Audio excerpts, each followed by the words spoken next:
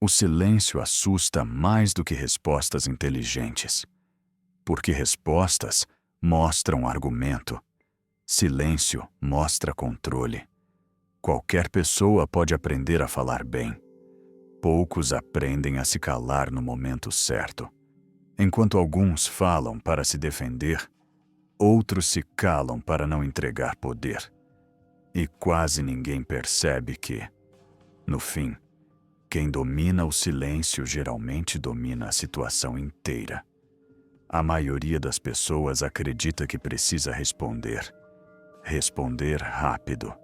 Responder bem. Responder com inteligência. Como se cada conversa fosse um julgamento. Como se cada comentário exigisse defesa imediata. Como se ficar em silêncio fosse sinal de fraqueza. Então a pessoa fala. Fala para não parecer errada. Fala para não parecer inferior. Fala para não perder espaço, mas quase nunca percebe o que acontece por dentro. O corpo acelera. A mente tenta organizar argumentos. A emoção assume o controle e, quando percebe, já falou demais. Já explicou demais. Já entregou mais do que precisava. O que parecia força vira desgaste. O que parecia clareza vira ruído. O que parecia controle vira dependência da reação do outro. Horas depois, a cena volta. A resposta poderia ter sido diferente. O tom poderia ter sido outro. O silêncio teria resolvido. Mas, naquele momento, o desconforto falou mais alto. E é assim, pouco a pouco, que as pessoas entregam poder, sem nem perceber. Há séculos, pessoas observam o mesmo padrão. Não mudou o ser humano. Mudou o volume. Os estoicos não buscavam vencer conversas. Buscavam vencer impulsos. Eles entendiam que quem reage a tudo vive governado por estímulos externos. Para eles, o silêncio não era ausência, era escolha. Não responder não significava concordar. Significava não desperdiçar energia. Significava não entregar o próprio centro a qualquer provocação. Esse tipo de postura sempre foi rara. E exatamente por isso, sempre foi respeitada. No cristianismo prático, o mesmo princípio aparece. A palavra certa, no momento certo. E o silêncio quando a palavra não constrói. Jesus não falava para se defender. Falava quando havia verdade a ser dita. E se calava quando o confronto não levaria a lugar algum. Isso não era fraqueza, era consciência. Hoje, em um mundo onde todos opinam, quem fala menos se destaca, quem responde menos parece estranho, quem não se explica o tempo todo parece firme. O silêncio cria uma pausa. A pausa cria presença. A presença cria autoridade. Não porque você impõe, mas porque você não reage. E isso muda completamente a forma como o outro te enxerga. Existe um erro silencioso que passa despercebido pela maioria das pessoas. Não é algo óbvio. Não é algo que alguém te ensina a evitar. E justamente por isso, ele se repete. Esse erro é confundir silêncio com fraqueza. Desde cedo, muita gente aprende que ficar em silêncio é perder. Perder espaço, perder razão, perder respeito. Então a pessoa fala, mesmo quando não precisa, mesmo quando não acrescenta, mesmo quando o silêncio resolveria melhor. O problema é que quem provoca, observa. Observa com atenção. Observa quem responde rápido demais. Observa quem se explica antes mesmo de ser questionado. Observa quem tenta justificar cada decisão. E aprende. Aprende exatamente como tirar você do eixo. Aprende quais palavras usar. Aprende qual tom provoca reação. Aprende como gerar desconforto. Não porque o outro é mais inteligente, mas porque você se tornou previsível. Toda vez que você reage, ensina ao outro como te mover. Toda explicação excessiva é um convite para mais perguntas. Toda resposta impulsiva é um convite para mais provocação. O erro não está em falar uma vez. O erro está em viver falando, viver reagindo, viver se defendendo, viver explicando demais. Com o tempo, isso cria desgaste interno, cansaço emocional, sensação de estar sempre se justificando. E, sem perceber, a pessoa começa a perder autoridade não porque erra, mas porque responde a tudo. O silêncio, quando bem usado, quebra esse ciclo. Mas como ele foi rotulado como fraqueza, quase ninguém o utiliza. E assim, o erro invisível continua operando. Todos os dias, em conversas pequenas, em conflitos simples, em situações que parecem irrelevantes, mas que, somadas, vão minando postura, presença e respeito.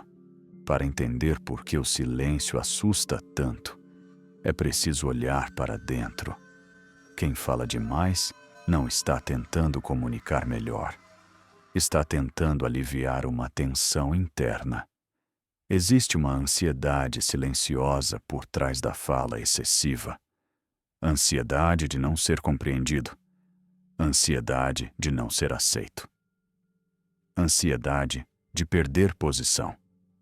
Falar vira uma forma de controle, uma tentativa de organizar o ambiente externo para acalmar o que está desorganizado por dentro. O problema é que isso funciona por poucos segundos. Depois, a ansiedade volta e a pessoa fala de novo. O silêncio faz o oposto. Ele não alivia imediatamente. Ele sustenta o desconforto. Ele obriga a pessoa a permanecer presente sem fugir pela palavra. E é exatamente por isso que ele é evitado. Quando você se cala, o outro perde referência, não sabe o que você pensa, não sabe se te afetou, não sabe qual será o próximo movimento. Esse vazio gera desconforto psicológico. O ser humano tende a preencher vazios, com interpretações, com suposições, com projeções. E quase sempre, essas projeções são mais duras do que qualquer resposta que você poderia dar. Por isso, o silêncio cria poder. Não porque você manipula, mas porque você não entrega informação. Além disso, o silêncio quebra padrões. A maioria das pessoas reage de forma previsível.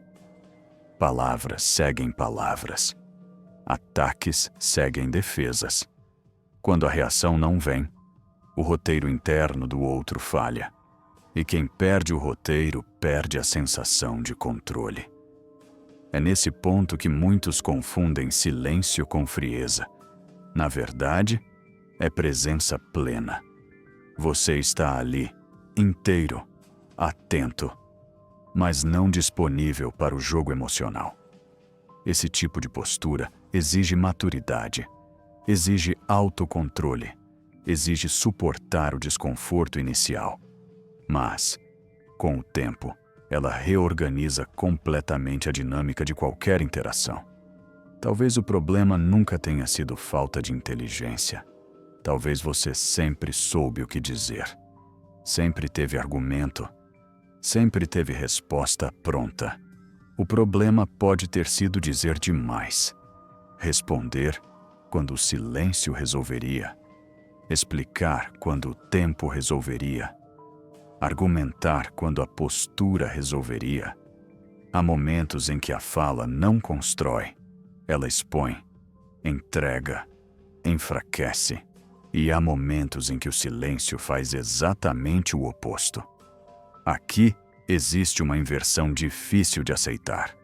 Quanto mais você tenta se defender, menos firme você parece.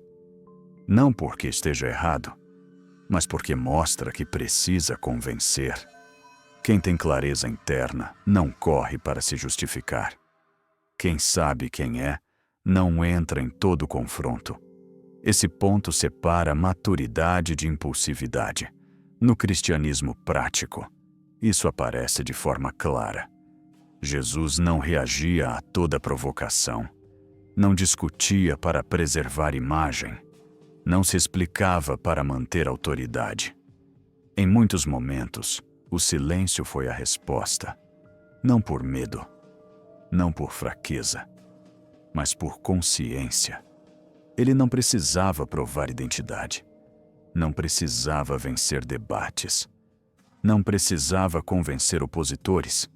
O silêncio, nesse contexto, era domínio interno.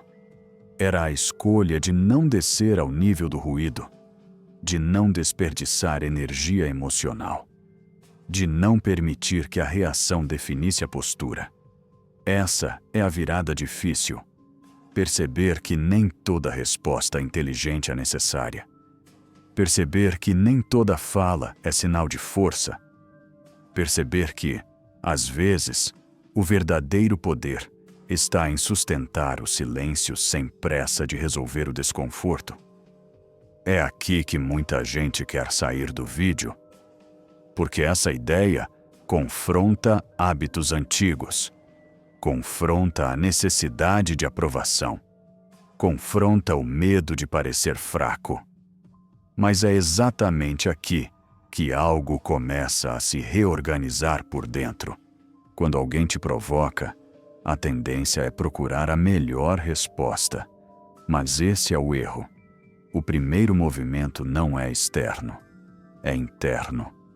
Antes de qualquer palavra, existe um espaço pequeno entre o estímulo e a reação. É nesse espaço que tudo muda. Respirar não é um detalhe técnico. É um gesto de governo interno. Quando você respira, o corpo desacelera. A mente ganha alguns segundos. E esses segundos evitam decisões impulsivas. Depois de respirar, observe. Observe o tom de voz do outro. Observe a intenção por trás da fala. Observe se aquilo realmente exige resposta ou apenas quer gerar reação. Nem tudo que é dito pede posicionamento imediato. Na disciplina Lean, existe uma regra clara: eliminar desperdícios. Palavras desnecessárias são desperdício de energia. Reações automáticas são desperdício emocional. Falar menos é uma forma de eficiência. Quando você escolhe o silêncio, não está fugindo, está adiando a resposta até que ela seja necessária. E muitas vezes, o tempo resolve o que a fala só complicaria, se, depois de observar, perceber que a palavra é necessária. Então, fale. Mas fale pouco. Fale claro. Fale sem carregar emoção. A palavra certa, no momento certo, tem muito mais impacto do que muitas palavras ditas sob pressão. Esse caminho não é fácil. Ele exige treino, exige atenção, exige desconforto inicial. Mas, com o tempo, o corpo aprende, a mente aprende, e o silêncio deixa de assustar. Ele passa a ser ferramenta. E quem domina essa ferramenta não precisa provar nada o tempo todo. Quando você observa com atenção, percebe que diferentes caminhos apontam para a mesma direção. O estoicismo chama isso de autodomínio. A capacidade de não ser governado pelo que acontece fora. Não reagir não é negar emoção. É não permitir que a emoção decida por você. No cristianismo prático, isso aparece como mansidão.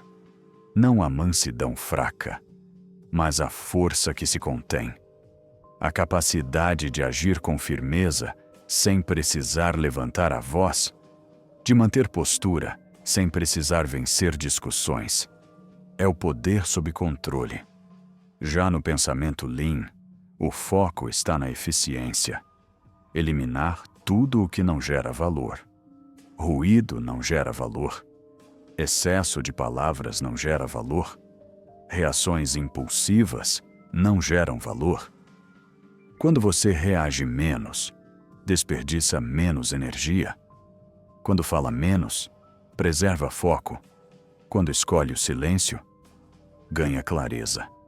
3 filosofias diferentes, 3 linguagens distintas, um mesmo princípio: menos reação, menos desperdício, menos ruído, mais presença, mais controle, mais impacto.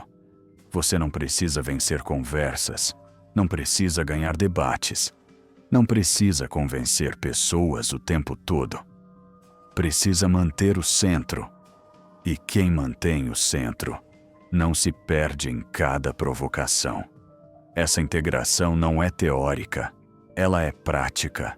Ela acontece nas pequenas decisões diárias, na escolha de calar, na escolha de esperar, na escolha de não reagir e, pouco a pouco, isso muda a forma como você vive, como você fala e como você é percebido. Nem toda fala é necessária. Nem todo ataque exige resposta. Nem toda explicação constrói respeito. Muitas vezes, o que parece coragem é apenas medo de ficar em silêncio. Medo de não ser entendido. Medo de perder espaço. Medo de parecer fraco. Mas o silêncio bem escolhido não diminui ninguém. Ele organiza. Ele protege. Ele fortalece. Quando você aprende a reagir menos, algo muda por dentro. A mente desacelera. O corpo relaxa. A postura se ajusta. Você começa a perceber que não precisa participar de todo ruído, que não precisa responder a toda provocação, que não precisa se explicar o tempo todo. E essa percepção traz liberdade. Liberdade de escolher quando falar. Liberdade de escolher quando calar. Liberdade de não entregar energia a quem não merece acesso a você. O silêncio, nesse ponto, deixa de ser ausência e se torna presença. Presença firme. Presença consciente. Presença sob controle. E é isso que sustenta o respeito no longo prazo. Menos ruído, mais silêncio.